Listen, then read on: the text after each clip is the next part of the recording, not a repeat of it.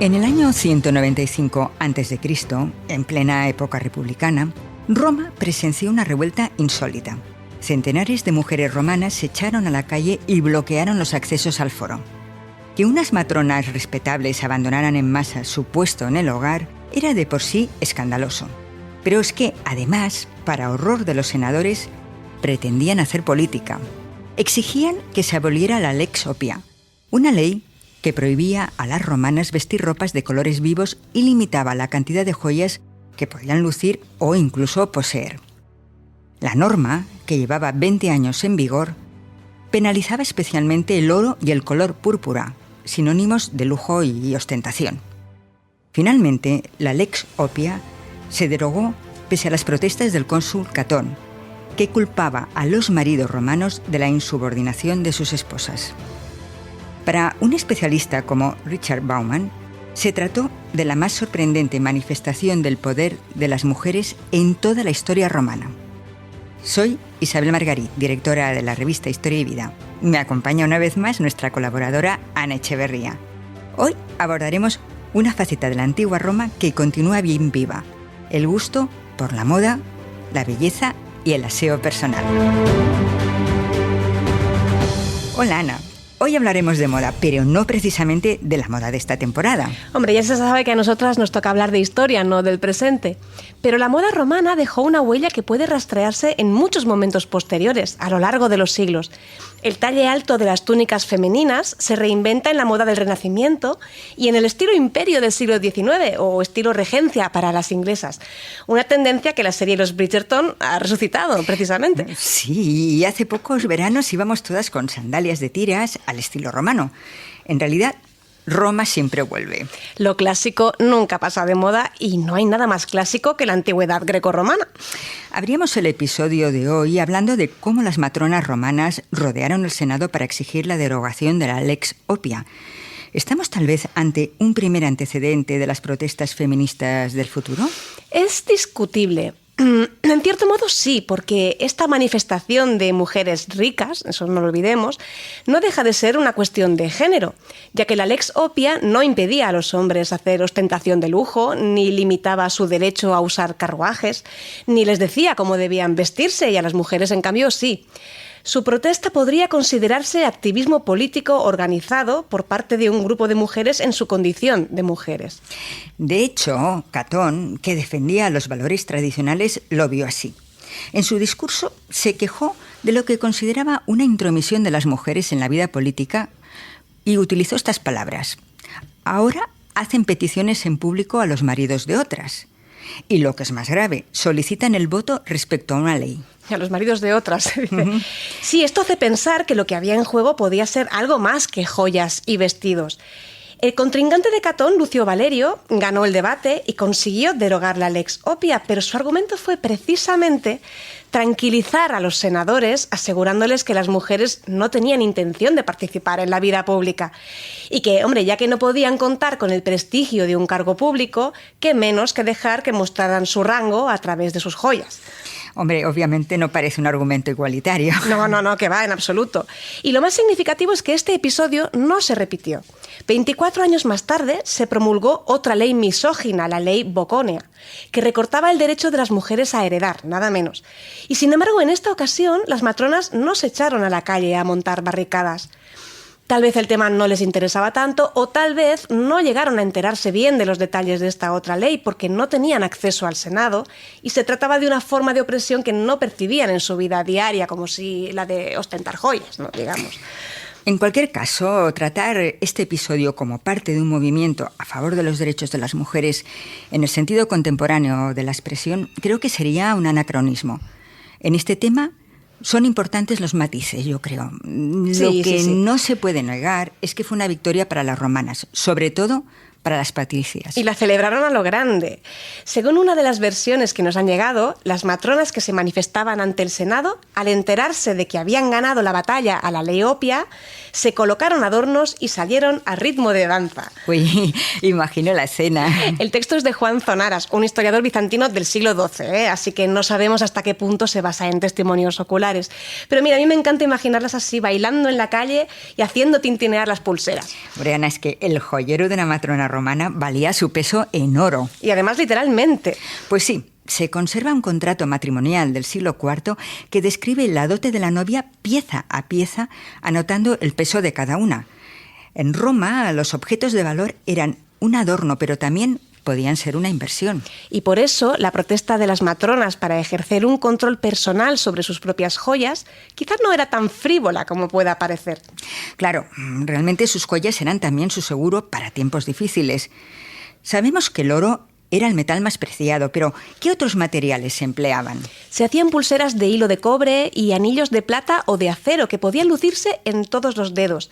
Y no solamente en su parte más ancha, como los llevamos hoy, sino también a medio dedo, en los nudillos. Los collares y pendientes se solían confeccionar con abalorios de cristal o, si la fortuna personal lo permitía, con perlas, que eran muy apreciadas. ¿Y qué me dices, Ana, de las piedras preciosas? Pues no eran tan preciosas para los romanos. No porque no les gustara el brilli-brilli, sino porque en la época las esmeraldas o los rubíes no brillaban, en realidad. Aún no se había inventado el corte facetado, así que pues se engarzaban sin tallar o con una talla muy simple. Y los diamantes los valoraban más como herramienta por su dureza que como joya. Con esto, el cine se ha tomado innumerables licencias. Sí, vamos a hablar un poquito luego de ello. Porque la verdad no es raro ver películas donde las matronas romanas lucen tiaras cuajadas de piedras preciosas, por ejemplo. Mira, Ana, te propongo un pequeño juego, como hemos hecho en otras ocasiones. Un juego de verdadero o falso, ¿qué te parece? Pero sin chupito, ¿no? Bueno, sin chupito porque ahora no son horas. No son horas. Bueno, ya, vale. A ver, que solo hemos traído agua, aquí al estudio. Pero bueno, verdad. Empecemos. En los peplums, o sea, las películas ambientadas en la antigua Roma, las mujeres patricias suelen lucir peinados muy elaborados, transparencias y túnicas que les dejan los hombros al aire, incluso cuando están en lugares públicos. Por ejemplo, asistiendo como espectadoras a un juego de gladiadores desde la tribuna imperial. ¿Verdadero o falso? Falso. Solamente las diosas de las estatuas podían mostrar tantos centímetros de carne. Para la mujer romana, especialmente si era patricia y respetable, digamos, la norma básica de etiqueta era el pudor. Salían a la calle envueltas en su pala, un manto que las cubría de la cabeza a los pies, dejando a la vista únicamente el rostro y las manos. Bajo el manto solían llevar una túnica de manga corta, cosida sobre los hombros o atada en pequeños nudos hasta el antebrazo y ceñida bajo el pecho.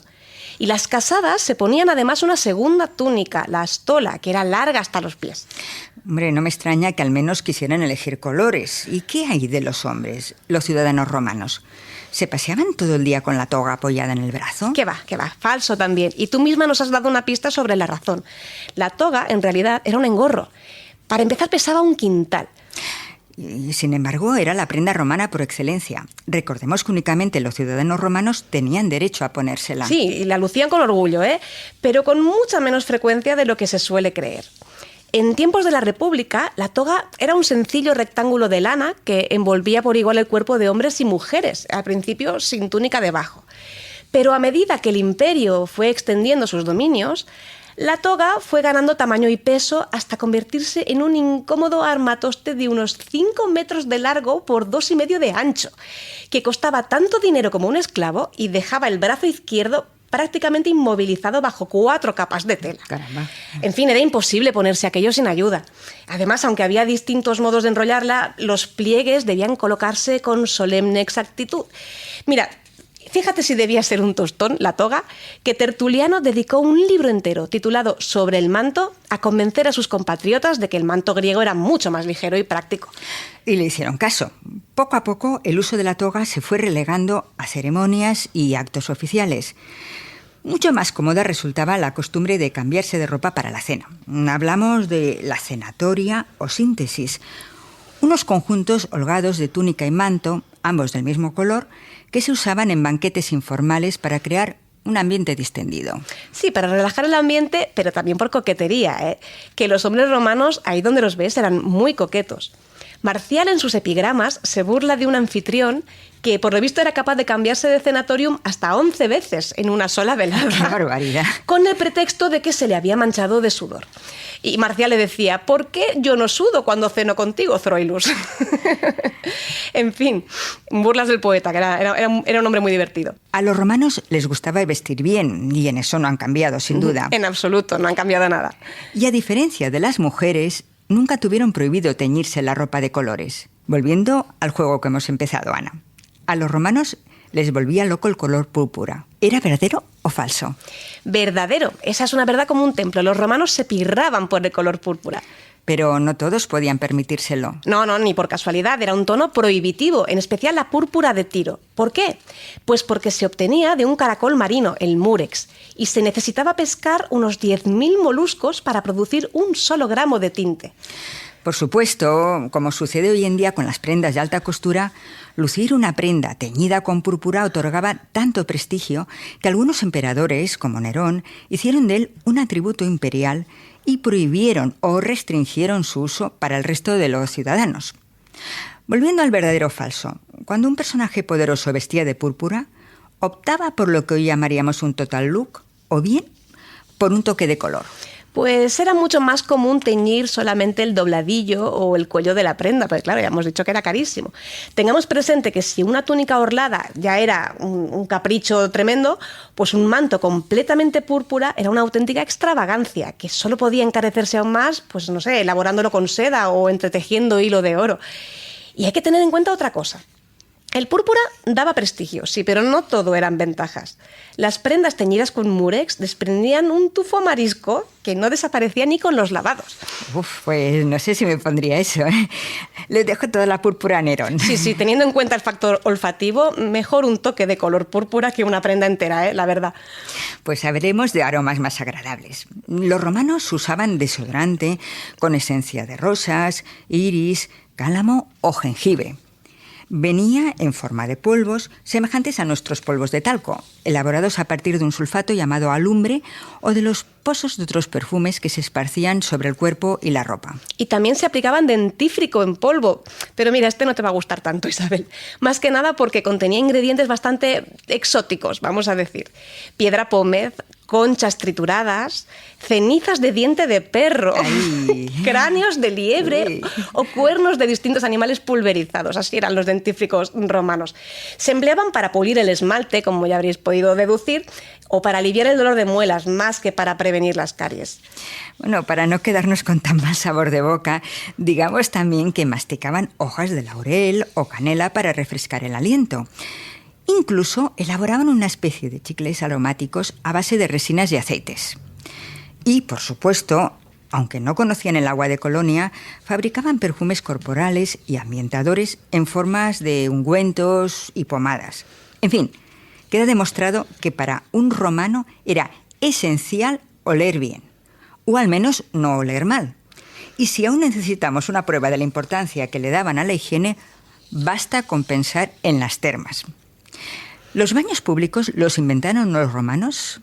¿Verdadero o falso? Vamos a decir semifalso. Los griegos ya conocían los baños, los instalaban en los gimnasios, las escuelas de atletas. Pero los baños griegos eran simplemente unas bañeras que se llenaban con agua caldeada previamente en ollas. En fin, nada que nos recuerde a un spa, la verdad.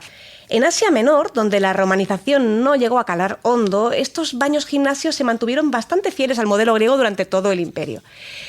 Como en tantas otras ocasiones, los romanos copiaron a los griegos, pero en fin, en este caso, sin la menor duda, los superaron de largo. Repasemos esta evolución, Ana. En el siglo II a.C.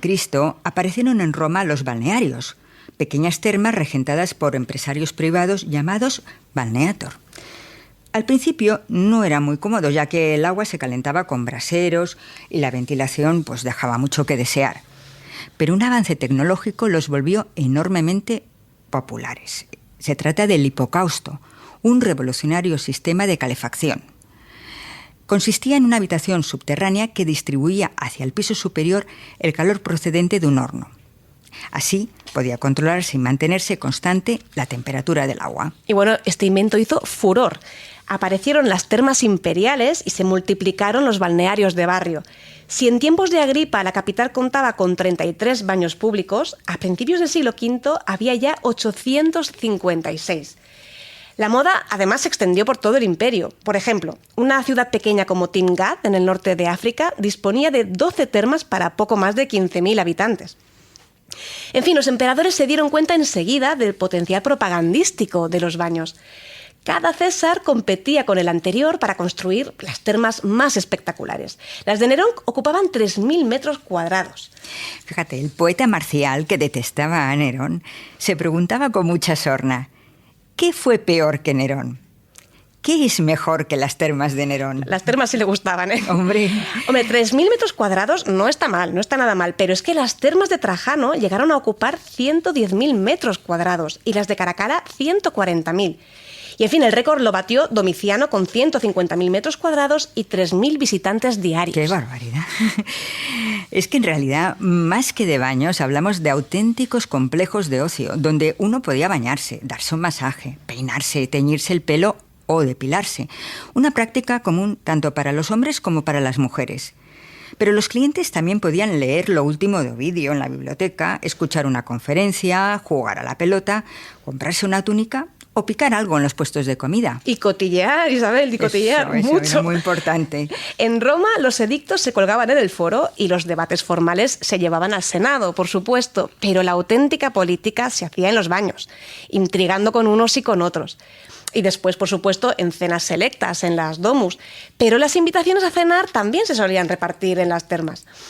Los políticos de altos vuelos solían reunirse en establecimientos privados, pequeños y selectos, para huir del bullicio y del populacho. Los textos de la época mencionan lavabos y grifos de plata, fuentes con cabezas de león en bronce, mármoles multicolores. Se suele decir que en las termas, una vez desnudos, todos los romanos eran iguales. ¿Verdadero o falso? Verdadero, pero solo en los baños públicos y solo hasta cierto punto. El precio de las termas imperiales era simbólico, a veces incluso gratuito. En fin, el baño era el único refinamiento que de verdad estaba al alcance de todos. Y, hombre, una vez desnudos y juntos en la piscina, todos tenían el mismo aspecto, amos y esclavos, ricos y pobres. Las barreras sociales no desaparecían, pero se diluían en los vapores del caldarium. Además, no bañarse, se consideraba prácticamente antirromano. Ahora bien, no todo el mundo podía permitirse entrar en los baños públicos en litera con un séquito de esclavos, ni darse un masaje con aceites aromáticos, ni siquiera alquilar una toalla. Todos podían bañarse, eso sí. Y el baño se consideraba muy terapéutico. Médicos como Celso y Galeno recomendaban distintas modalidades de baño para aliviar síntomas diversos, desde fatiga hasta fiebre o parálisis. Está claro que los baños eran muy populares en Roma, pero también tenían sus detractores. Estoy pensando, por ejemplo, en el filósofo Séneca, que estaba convencido de que abusar del baño debilitaba a los hombres y los afeminaba. Hay que decir que Séneca tenía motivos muy personales para hablar mal de los baños. Resulta que vivía junto a unas termas pared con pared y no soportaba el ruido. Entre los chapoteos, los golpes de pelota y los gritos de los mercaderes, en fin, le arruinaban la siesta al hombre. Pero claro, eso él no lo contaba en sus máximas filosóficas. Se dice también que el emperador Cómodo hacía honor a su nombre bañándose hasta 8 veces al día. Igual eso es pasarse, ¿eh, Isabel? Bien está la higiene, pero 8 veces al día, en Hombre, fin. Pues sí. Fíjate, Ana, la principal manzana de la discordia en las polémicas sobre las termas fueron las mujeres. Mira, ¿cómo no? ¿Por qué será que no me sorprende? En un principio, las romanas disfrutaban de libre acceso y podían mezclarse con los hombres. Pero al parecer, esto daba pie a bastantes encuentros eróticos, para escándalo de algunos. Uh-huh. Adriano intentó instaurar horarios distintos para cada sexo. Otros emperadores tomaron medidas parecidas, pero todas quedaron en papel mojado, y nunca mejor dicho, hasta que un concilio del siglo IV prohibió tajantemente la entrada de mujeres a las termas. En fin, empezamos el podcast con las matronas consiguiendo que las dejaran vestirse a su gusto y ponerse joyas, y ya estoy viendo que lo acabaremos con las mujeres expulsadas de las termas. En fin, oye, con lo que nos gusta un buen spa, desde luego. Ay, sí, pero aún no vamos a dejarlo aquí, porque nos queda hablar de la cosmética y de la peluquería. Un punto importante en la antigua Roma. Ya hemos visto que los romanos se depilaban generalmente con pinzas, con piedra pómez o con productos abrasivos a base de arsénico. ¡Uf, qué barbaridad! Ay, sí. En esto se parecían a nuestra sociedad y también en el ideal estético masculino. De un hombre se esperaba que fuera musculoso y luciera un saludable bronceado que muchos acentuaban tomando el sol desnudos en los baños. Esta actividad se llamaba apricatio. Las mujeres, en cambio, debían ser muy blancas, como correspondía supuestamente a su vida doméstica. pero podían hacer ejercicio al aire libre siempre que fuera en la palestra femenina, a salvo de miradas indiscretas, digamos.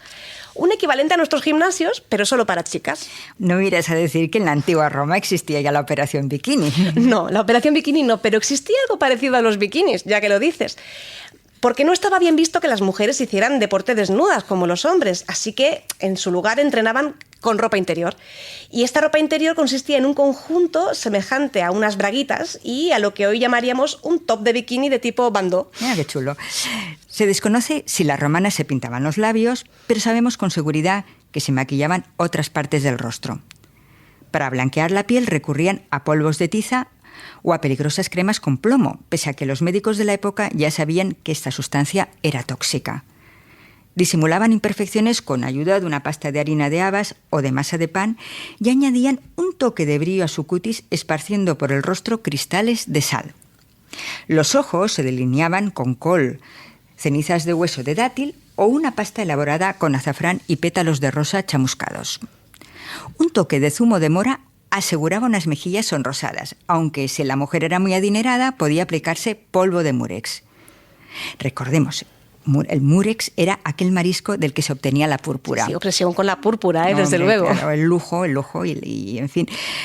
Todos estos productos de belleza se aplicaban con ayuda de cucharillas y espátulas. Y bueno, para las romanas la edad también era un caballo de batalla, igual que lo es hoy para muchas mujeres. Ellas se cuidaban la piel con cremas hidratantes, antiarrugas e incluso exfoliantes, que se elaboraban con miel, aceite de almendras, grasas animales, por ejemplo era muy apreciada la de cisne, curiosamente. Y bueno, y también algún ingrediente no tan apetecible como excrementos de cocodrilo. Mira, yo me quedaría con la miel y el aceite de almendras. Desde luego, yo también, sin dudarlo. Aunque mira, hoy en día también hay cosméticos a base de baba de caracol. Bueno, o sea que tampoco nos podemos poner tan exquisitas con las romanas, ¿eh? Una cosa que me llama mucho la atención, Isabel, es que los envases no eran muy diferentes a los actuales. En el British Museum se conserva un tarro de crema del siglo II que no desentonaría en el estante de una perfumería, te lo aseguro. Es prácticamente igual. Y si las arrugas eran la pesadilla de las romanas, la maldición de los romanos era la calvicie. Se consideraba pues, un signo de mala salud y de debilidad, pero no estaba bien visto camuflarla con pelucas. Se dice que Julio César la disimulaba luciendo siempre que podía la corona de laurel, a la que tenía derecho gracias a sus triunfos militares. En cambio, el vello facial dependía de las modas. El rostro bien afeitado se asociaba a la austeridad romana y la barba a la sabiduría de los filósofos griegos. Curioso, ¿eh? Los emperadores que querían emular a Octavio Augusto, como Constantino, se afeitaban. En cambio, los más aficionados a la cultura griega, como fue el caso de Adriano o Juliano, se dejaron barba. Al hilo de esto que dices, es curioso constatar cómo la familia imperial dictaba la moda de su época, igual que sucede hoy con las celebrities. Bueno, e incluso todavía con algunas casas reales. El peinado de algunas estatuas era extraíble para poder adaptar el estilo de las antepasadas ilustres a la moda del momento. Y a lo largo del imperio los estilos variaron lentamente, desde los moños de Libia, relativamente sencillos, hasta los complicados tocados con turbante y redecilla de los siglos III y IV, pasando por las imposibles coronas de rizos gigantes de Matidia y Marciana, la hermana y sobrina de Trajano. Algunos de estos peinados eran extremadamente laboriosos, a base de tirabuzones, moños y trenzas que requerían el uso de tenacillas calientes y a menudo postizos. Por eso, las esclavas peluqueras estaban muy cotizadas, es muy curioso. Además de peinar, teñían el pelo, sobre todo de color pelirrojo o rubio. También se importaban pelucas de India o se elaboraban con los cabellos claros de las esclavas nórdicas. Estos peinados no se deshacían por la noche, sino que se conservaban durante varios días, untando el cabello en aceite y resina. Más que nada porque si no, con el trabajo que daba prepararlos, pues las matronas romanas se habrían dedicado exclusivamente a peinarse y eso no podía ser, obviamente. Como hemos visto, los estilos eran muy variados, pero tenían algo en común. Todos eran recogidos.